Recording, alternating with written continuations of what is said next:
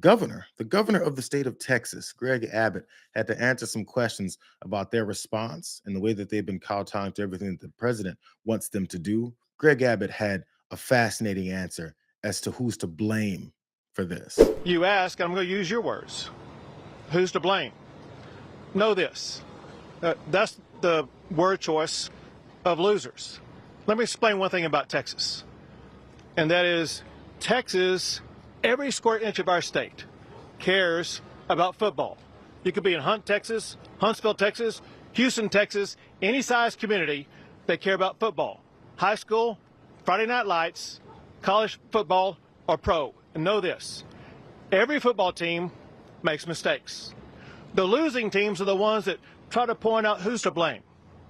The championship teams are the ones that say, don't worry about it, man, we got this. We're going to make sure that we go score again, that we're going to win this game. The way winners talk is not to point fingers. They talk about solutions. Get off the camera. Greg Abbott there is talking about how Texas is full of football fans. Listen, there's over 100 football fans that have died due to your lack of response to your responsibility to protect them, implement things and strategies, use their tax dollars so that they can live.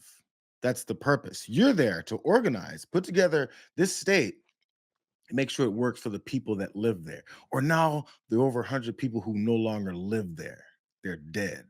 But you're talking about football teams. Let's talk about how losers go out to blame people and champions go and make solutions and give answers to those problems. Losers blame.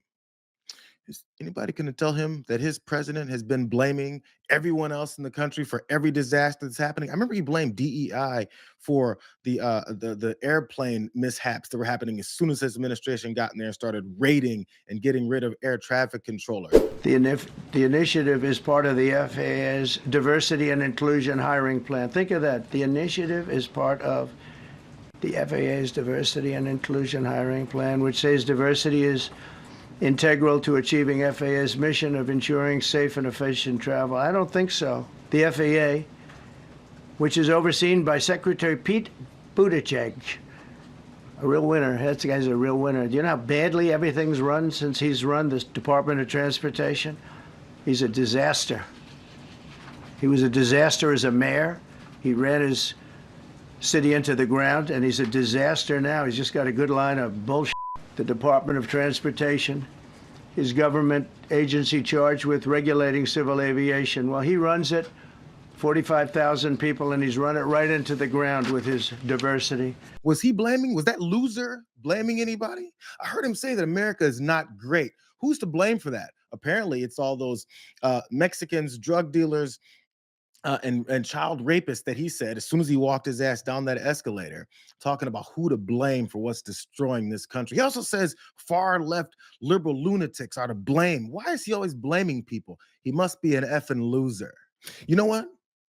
There's some answers to why these things happened. And the losers in Texas, the leadership there, actually even the federal people ahead of this, agencies like FEMA, they're also losers too, because CNN talked about the things that they didn't do as far as being the champions to plan for something like this. According to 4 officials inside FEMA, that federal response may not have been as fast as it might have been.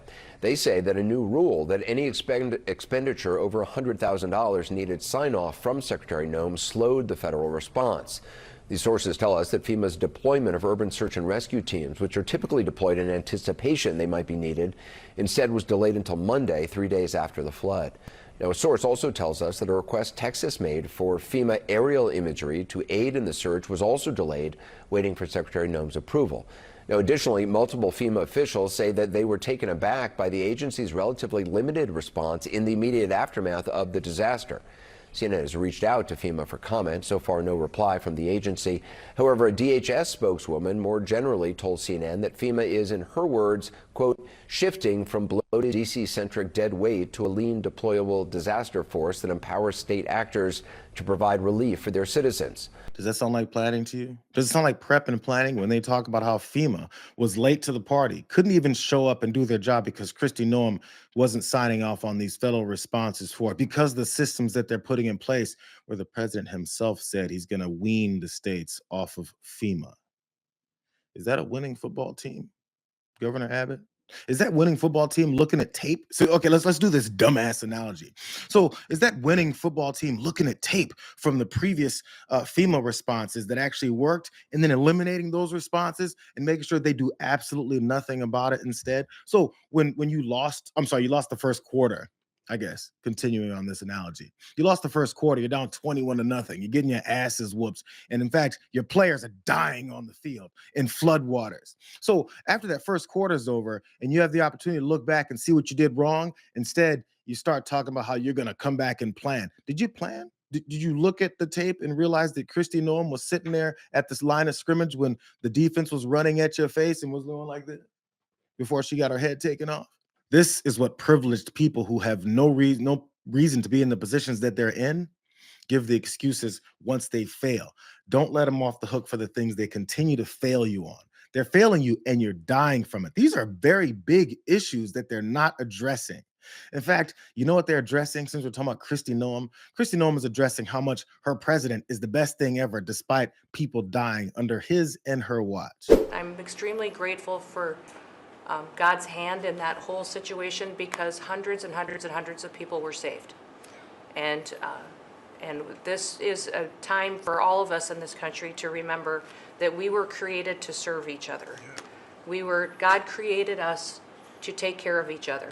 And that when we do that, we are happier, we are more fulfilled, and we can walk alongside people on their worst day and help them get through it and come out the other side, knowing that we can continue to live a life that God has purpose for us. So they're grateful for you.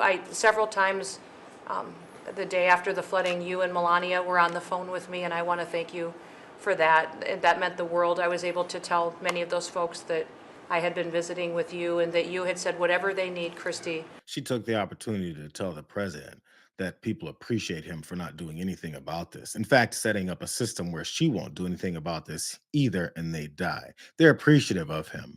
Oh, I talked to you and Melania on the phone, and they loved that I was talking to you on the phone. They didn't love that their loved ones were dying. They didn't love that their house got swept away. They didn't love that they had no chance to know that this storm was coming because of the way that we completely took away all those warning systems purposefully, because we need to save a couple dollars to give to some more billionaires. They appreciated it. Maybe someone should talk to the people who don't appreciate what it is that happened to them. You see who the target and who the messiah is of this entire party? The only person that they care about is the guy that she was talking to and buttering him up to make sure that he thinks people are appreciative of him. Know that President Trump is absolutely heartbroken by what has happened here in Texas, and the loss of life is absolutely devastating to him and Melania. This morning I talked with him several times, and he wanted to make sure that all of you know how much he loves Texas, how much he's grieving for your families that have lost someone, and the beautiful children that we're still looking for and hoping to return to their families, and that he is absolutely committed to using all the resources of the federal government to help unify families, rescue all those that were still missing, and return those who maybe we will recover back to their families as soon as possible. She knows that President Trump is heartbroken. In fact, she had to relay that message from President Trump that he's heartbroken over the loss of life and the more bodies that they'll have to continue to recover. Weird how President Trump won't let people know that he's heartbroken over the loss of life.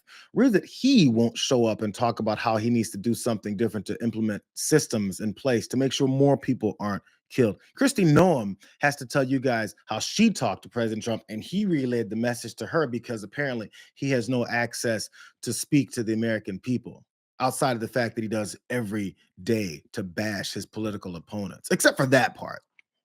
But he doesn't have enough of the time or gumption to talk to the people that are devastated by this. I think he might be afraid that they're going to call him a couple pieces of trash. It gets even better. Remember, Governor Abbott was talking about the football plans, and they go back and check the tape and they make sure things are right. Hey, let's check some tape from CNN. In recent years, multiple efforts in Kirk County, where this whole disaster happened, to build a more substantial flood warning system have faltered or have been abandoned due to budget concerns, leaving the epicenter of this weekend's floods without emergency sirens that could have warned residents about the rising waters. That's the tape that Governor Abbott could have looked at after the first quarter and adjusted. More. While at least one neighboring county issued an evacuation order in the morning hours of July 4th, Kirk County officials don't appear to have done so.